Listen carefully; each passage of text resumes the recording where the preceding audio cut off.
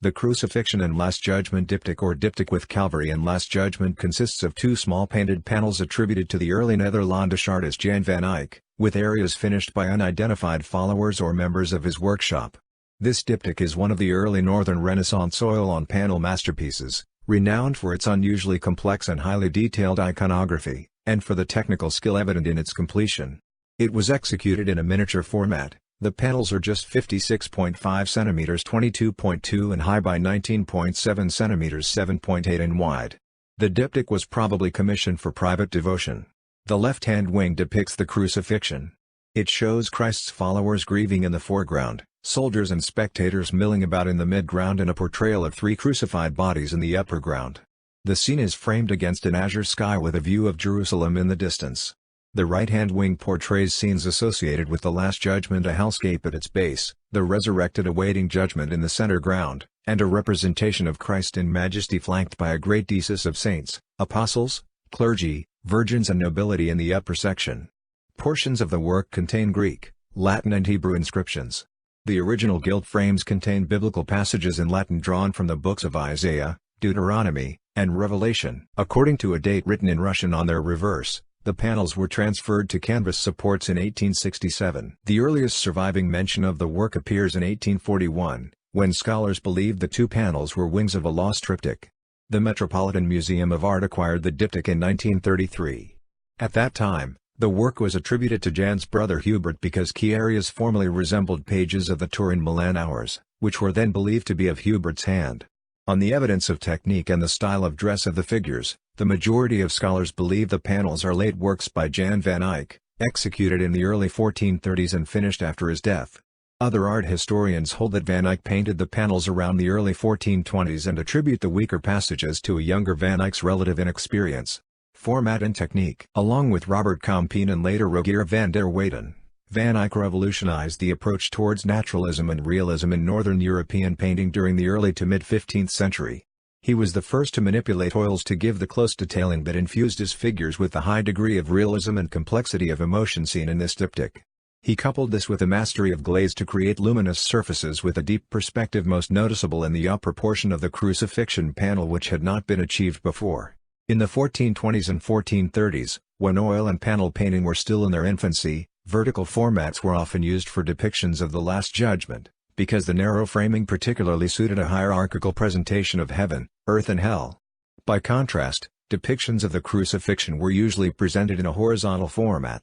To fit such expansive and highly detailed representations onto two equally small and narrow wings, Van Eyck was forced to make a number of innovations, redesigning many elements of the crucifixion panel to match the vertical and condensed presentation of the judgment narrative. The result is a panel with the crosses rising high into the sky, an unusually packed crowd seen in the midground, and the moving spectacle of the mourners in the foreground, all rendered in a continuous slope from bottom to top in the style of medieval tapestries. Art historian Otto Pacht says it is the whole world in one painting, an orbis pictus. In the crucifixion panel, Van Eyck follows the early 14th century tradition of presenting the biblical episodes using a narrative technique. According to art historian Jeffrey Chip Smith, the episodes appear as simultaneous, not sequential events. Van Eyck condenses key episodes from the Gospels into a single composition, each placed so as to draw the viewer's eye upward in a logical sequence. This device allowed Van Eyck to create a greater illusion of depth with more complex and unusual spatial arrangements. In the crucifixion panel, he uses different indicators to show the relative closeness of particular groupings of figures to Jesus. Given the size of the mourners in the foreground relative to the crucified figures, the soldiers and spectators gathered in the midground are far larger than a strict adherence to perspective would allow. In the Last Judgment, the damned are placed in hell in the lower midground while the saints and angels are positioned higher in the upper foreground. Pacht writes of this panel that the scene is assimilated into a single spatial cosmos, with the archangel acting as a divider in the pictorial space between heaven and hell. Art historians are unsure as to whether the panels were meant to be a diptych or a triptych. They may have formed the outer wings of a triptych, with the since-lost panel representing the adoration of the Magi at the center, or, as the German art historian J. D. Passavin speculated in 1841, the lost center panel may have been a nativity. It is now thought unlikely that a lost panel could be the postulated original companion to the outer wings. Such a coupling would have been very odd to painters of the 1420s and 1430s. It has also been proposed that a central piece was added later, or as Albert Schottler writes, The central panel may have been stolen. Art historian Erwin Panofsky believed the Crucifixion and Last Judgement panels were intended as a diptych. He argued that it would have been unusual for mere outer wings to have been given the sumptuous treatment afforded these two panels. This approach is reminiscent of the medieval reliquaries. Others have observed that triptychs were usually much larger works intended for public display, and they tended towards gilded and heavily inscribed frames. Typically only the central panel would have been as lavishly decorated as these panels. Contemporary diptychs, in contrast, were usually produced for private devotion and were typically ungilded. There is no documentary evidence for an original central panel, however, and technical examination suggests the two works were intended as wings of a diptych, then an emerging format. Pact believes there is not enough evidence to determine whether a third panel existed. The diptych Crucifixion panel. The Crucifixion panel comprises three horizontal planes, each representing different moments from the Passion. The upper third shows the crucifixion before a view of Jerusalem, the lower two-thirds detail the crowds and Jesus' followers at Golgotha, place of the skull. Located outside the city walls amongst rock tombs and gardens, in the 1st century Golgotha was Jerusalem's place of execution, and the visible patches of hill highlight the area's stony, forbidding, and lifeless nature. The atmosphere of bleakness is reinforced by the random figures in the upper ground that scramble for a better view. The Gospels tell of Jesus' followers and relatives, as well as his prosecutors and assorted spectators, attending the crucifixion at Golgotha. In Van Eyck's panel the former are represented in the foreground, while the latter, including high priests and temple elders, are shown in the midground. The center foreground shows a group of 5 mourners, with 3 other figures set to the right and left. In the center group, John the Evangelist supports the Virgin Mary, surrounded by 3 women. Mary's dramatic swoon and grief pushes her forward in the pictorial space, and according to Smith, places her closest to the viewer's presumed position.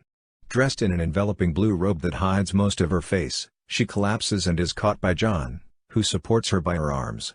Mary Magdalene kneels to the right, dressed in a white-trimmed green robe and red sleeves. Raising her arms aloft, she clenches her fingers in a distraught, agonized manner. She is the only figure from this group shown to look directly at Christ and serves as one of the key painterly devices to direct the viewer's gaze upwards towards the crosses. The 4th and 5th mourners have been identified as prophesying sibyls, and stand to the far left and right of the center group. The sibyl to the left faces the cross with her back to the viewer, while the turbaned mourner on the right faces the group and is either the Erythraean or the Cumaean sibyl, both of whom are attributed in Christian tradition with warning the occupying Romans of the cult of redemption that would develop around Christ's death and resurrection. She has an almost indifferent expression that has been interpreted both as satisfaction at seeing her prophecies realized, and as compassionate contemplation of the other women's grief. The midground shows a crowd seen above the group of mourners, separated by 2 soldiers who stand between the 2 groupings. The mourners from the foreground are reflected in the shield carried on the hip of the lance-bearing Roman soldier who leans on the man to his right wearing a red turban. Smith believes this serves to highlight the mourners' emotional and physical separation from the assorted figures gathered in the midground. Art historian Adam Labuda sees these 2 figures, positioned full-length between the chief mourners and mid-ground spectators, as a pictorial device that along with the Magdalene's upward gaze draws viewers' eyes upwards through the panel's dramatic sequence. Van Eyck's depiction lays particular emphasis on the brutishness and indifference of the crowd witnessing Christ's suffering. They comprise a mixture of Roman legionaries, judges and various hangers-on arriving to witness the spectacle. A number are dressed in rich, brightly colored clothes, a mixture of Oriental and Northern European styles, while several are mounted on horseback. Some openly jeer and taunt the condemned, others gape stupefied at just another execution, while others talk amongst themselves. The exception is the armored centurion, seated on a white horse at the extreme right edge of the panel, who looks up at Christ, arms spread wide, head thrown back, at the very moment of his illumination in recognition of Christ's divinity. The horsemen closely resemble both the soldiers of Christ and righteous judges from the lower inner panels of Van Eyck circa 1432 Ghent altarpiece. Art historian Till Holger Borchert observes that these figures are given greater dynamism by being seen in rear rather than profile view, and that this vantage point draws the observer's eye upwards towards the midground and the crucifixion. Van Eyck extends the height of the crosses to an unrealistic degree to allow the crucifixion to dominate the upper third of the panel. Christ faces the viewer directly, while the crosses of the 2 thieves are set at angles to either side. The thieves are each bound with cords of rope rather than nails. The body of the thief to the right, the repentant thief mentioned in the Gospel of Luke, is lifeless. The bad thief to his left is dying twisted in pain, and according to art historian James W. H. Wheel, depicted as struggling desperately, but in vain. Both men's hands have turned black from a lack of blood flow. A placard prepared by Pilate or Roman soldiers placed above Jesus' head reads Jesus of Nazareth, King of the Jews in Hebrew, Latin, and Greek. The panel captures the instant of Christ's death, traditionally the moment after the breaking of the thieves' legs, although this is not depicted. Christ is naked except for a transparent veil, with some of his pubic hair visible. His hands and feet are nailed to the timber, the blood from the nail holding his feet to the cross stains its wooden base. His arms strain under the weight of his upper body, and in his final agony, his jaw has fallen slack, his mouth is open with his teeth exposed in the grimace of death. In the mid-ground, at the base of the cross, Longinus, on horseback, wearing a fur-trimmed hat and green tunic, guided by an assistant, stretches to pierce Jesus' side with a lance, as deep red blood pours from the wound. To the right of Longinus, a mostly obscured Stephanon holds high a sponge soaked with vinegar on the tip of the reed. The first generation of early Netherlandish painters did not usually pay much attention to landscape backgrounds.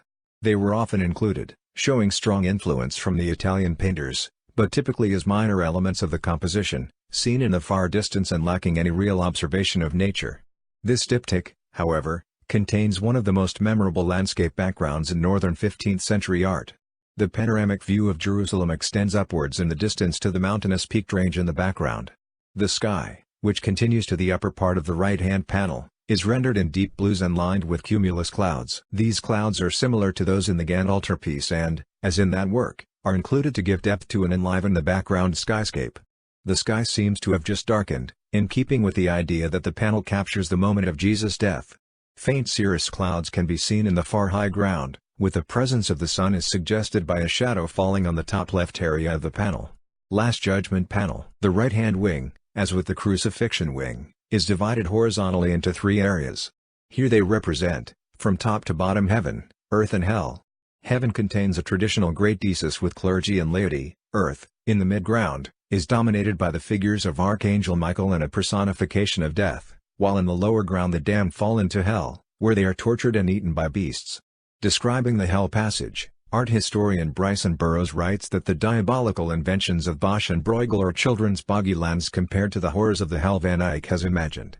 Pact compares the scene to a medieval bestiary, comprising a whole fauna of zoomorphic fiends. Van Eyck's hell is inhabited by demonic monsters whose only visible features are often their glittering eyes and the white of their fangs. The sinners fall headfirst into their torment, at the mercy of devils taking recognizable forms such as rats, snakes and pigs, as well as a bear and a donkey.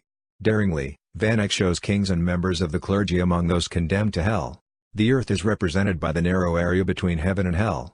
The passage shows the resurrection of the dead as the fires of the last day rage.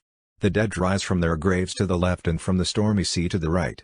The Archangel Michael stands on death's shoulders, the largest figure in the painting, whose body and wings span the entire pictorial space. Michael wears jewel-studded golden armor and has curly blonde hair and multicolored wings similar to those seen in the donor panel of Van Eyck's 1437 Dresden triptych of the Virgin and Child. Michael appears, according to Smith, like a giant on the earth, whose crust is revealed to be the wings of the skeletal figure of death. The damned are excreted though death's bowels into the dark slime of hell.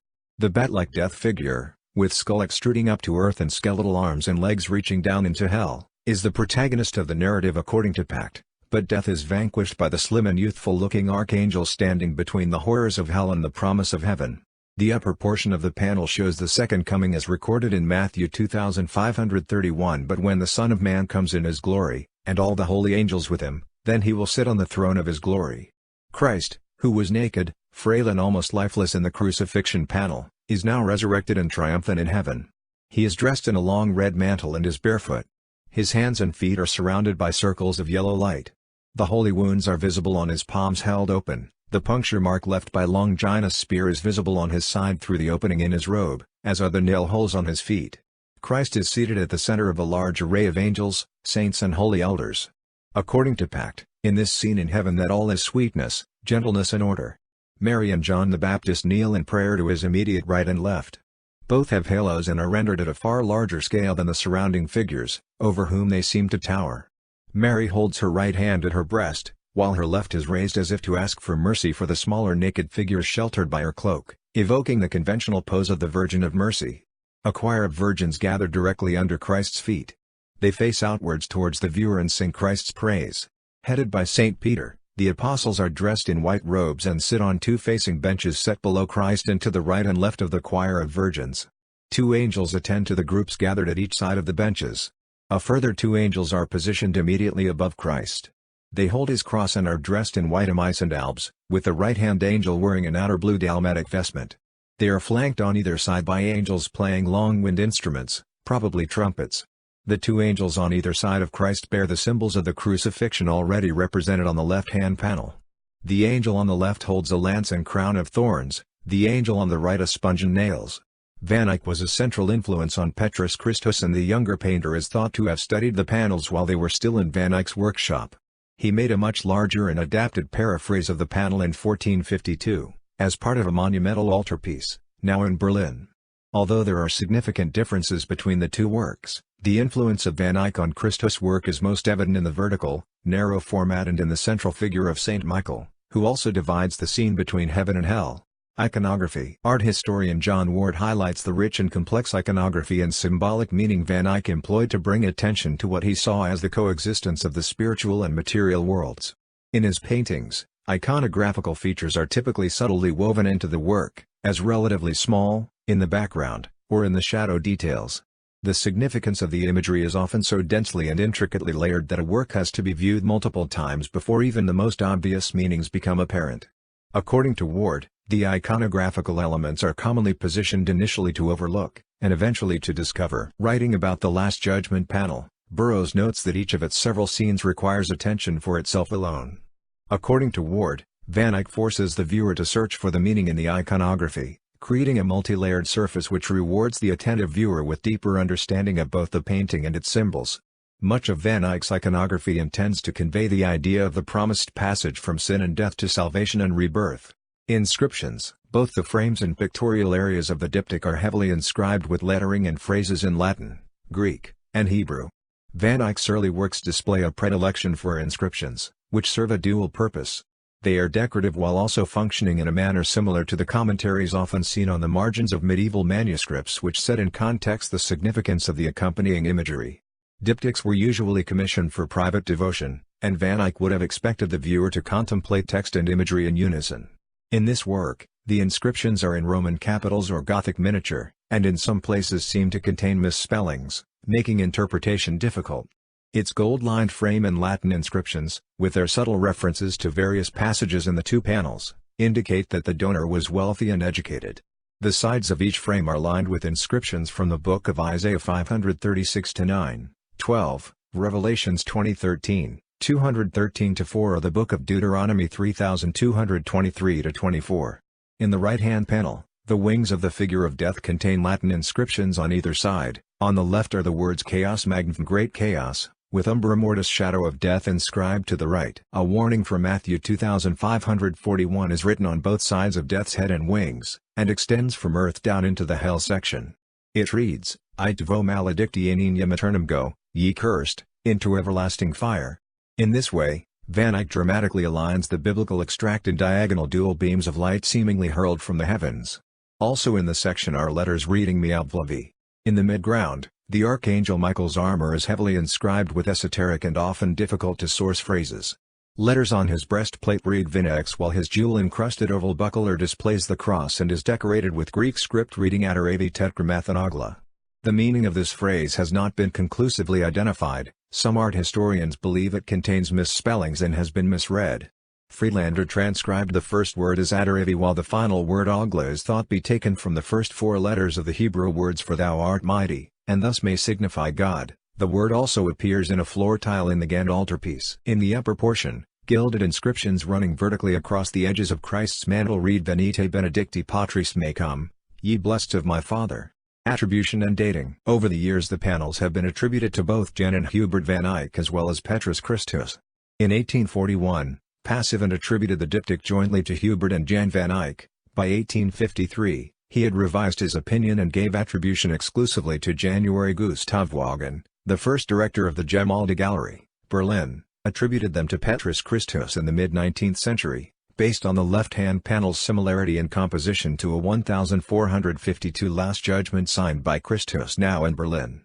This view was rejected in 1887, and they once more became associated with January. The panels came into the possession of the Hermitage Gallery in 1917, credited to January. Bryson Burroughs, writing for the Metropolitan at the time of their acquisition in 1933, attributed the works to Hubert. Burroughs saw in the panels the hand of an expressive artist, all nerves and sensibilities, overcome with sympathy for the plight of the central figures in the panels, but who was nonetheless weak in drawing line. This profile, he believed, was incompatible with the aloof and impassive master craftsman Jan is known to have been. Yet Burroughs acknowledged there was no certain documented proof for the attribution to Hubert. He admitted his evidence was limited, inevitably incomplete, and thus circumstantial and presumptive. More recent scholarship tends to agree Jan painted the panels based on the evidence that they are stylistically closer to Jan than Hubert, who died in 1426, and that Jan, who traveled across the Alps to Italy that year, painted the mountain range. The paintings have often been compared to the 7 pages of the Turin Milan Hours illuminated manuscript attributed to the unidentified artist Hans G., generally thought to have been Jan van Eyck. The closeness is seen to lie both in the miniaturist technique and the particular painterly style. The similarity of a Turin drawing of the crucified Christ to the figure in the New York diptych has led some art historians to conclude they were, at least, painted near the same time, during the 1420s and early 1430s. Most believe both the drawing and diptych panel at least originated from a prototype designed by Jan van Eyck. Panofsky attributed the New York panels to Hans G. When the Turin Milan Hours miniatures were discovered, they were at first believed to have been painted before the Duke of Berry's death in 1416, an idea that was quickly rejected with the date extended to sometime in the early 1430s. Pacht writes of the diptych that it reflects the personal style and unique scenic imagination of Hans G., whom he believed to be either Hubert or January, until Hans Belting and Dagmar Aichberger's 1983 Jan van Eyck als Erzähler. Academics tended to focus exclusively on the diptych stating an attribution, with little attention paid to its source influences and iconography. Borchert estimates a completion of circa 1440, while Polderu suggests a dating as early as 1413. In 1983, Belting and Aichberger suggested a date of circa 1430 based on specific characteristics of the work: the bird's-eye view, perspective and horizon, the densely packed figures and, especially, a pictorial narrative that moves logically across the areas of the image in the crucifixion panel. Belting and Aichberger believe this style was employed during the early panel works, but was largely abandoned by the 1430s. The 1430s dating is supported by the style of the underdrawing, which is consistent with known signed works by Van Eyck from that time. In addition, the figures are dressed in clothes fashionable in the 1420s with the exception of one of the possible donors, tentatively identified as Margaret of Bavaria, who is depicted as the Sibyl standing in the right foreground of the crucifixion panel and wears clothes and style in the early 1430s. The upper portions of the Last Judgement panel are generally considered as the work of a weaker painter with a less individual style. It is thought that Van Eyck left the panels unfinished with completed underdrawings, and the area was finished by workshop members or by followers after he died. Marianne Ainsworth of the Metropolitan takes a different view. She highlights the close relationship known to have existed between contemporary workshops in the Low Countries and France, and speculates that a French miniaturist or illuminator, perhaps from the workshop of the Bedford master, traveled to Bruges to assist Van Eyck on the right-hand panel. Provenance. Nothing is known of the work's provenance before the 1840s. Given the panel's diminutive size, which is typical of early diptychs, it seems probable that the work was commissioned for private rather than public devotion. The notion of a well-educated patron, with knowledge of and appreciation for the art of earlier centuries, is reinforced by both the classical language inscriptions and the abundant detail found across all areas of the panels. Writing in 1841 in the journal Kunstblatt, Passavant gave an account of how the panels were bought at auction from either a Spanish monastery or convent. The Russian diplomat Dmitry Tatishchev acquired the panels, possibly from a Spanish convent or monastery near Madrid or Burgos, while living in Spain between 1814 and 1821. Tatishchev left his pictures to Tsar Nicholas I in 1845, and they came into the possession of the Hermitage Gallery in St. Petersburg in 1917. The panels were included in the Soviet sale of Hermitage paintings, which included another important Van Eyck work, the 1434-1436 Annunciation. They were purchased by Charles Henschel of New York art dealer M. Noedler Company for $185,000, significantly less than the asking price of $600,000 when the works were offered in 1931. The panels were shipped from St. Petersburg to the Mathieson Gallery in Berlin before M. Noedler Company sold them on to the Metropolitan in New York that year.